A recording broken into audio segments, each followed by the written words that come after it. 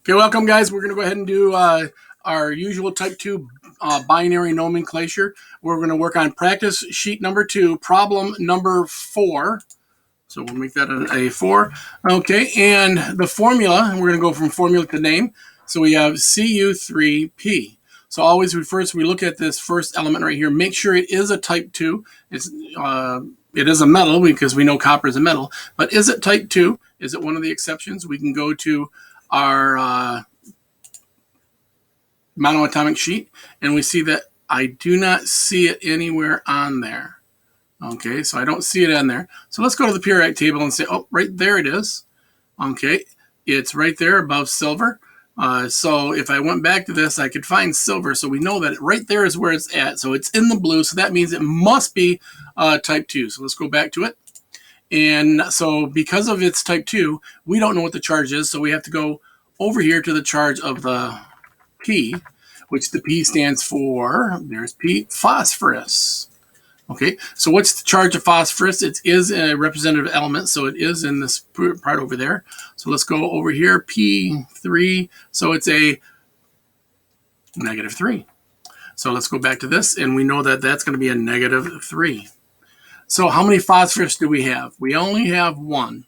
There's no subscript, so we only have 1. So that means that if I took a -3 times that 1, I'm going to end up with a -3 right there. Okay. Oops. I'm going to highlight this all and just reduce that to 15 because I like it better. And that means that my overall charge over here for my copper must be a +3. Okay. So I must have they must be balanced, okay, because otherwise they won't be stable. So we're going to take the +3s, divide that by the number of coppers that we have, which is 3. So 3 divided by 3 equals 1, so that's going to be a +1. So that's where those came from. Okay, so copper is a +1.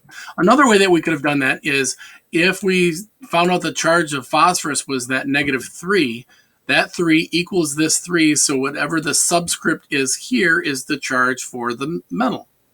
And the subscript's 1. It's not written there, but we know that it's there because as long as I have the P, I have to have at least one of them. So that means that that's a 1. So we're going to call this one copper with a Roman numeral 1. Oops. And then P is phosphorus. But we're not phosphorus, we change the ending to "ide," so it's going to be phosphide. So there is the name, copper 1 phosphide. So C3P is copper 1 phosphide.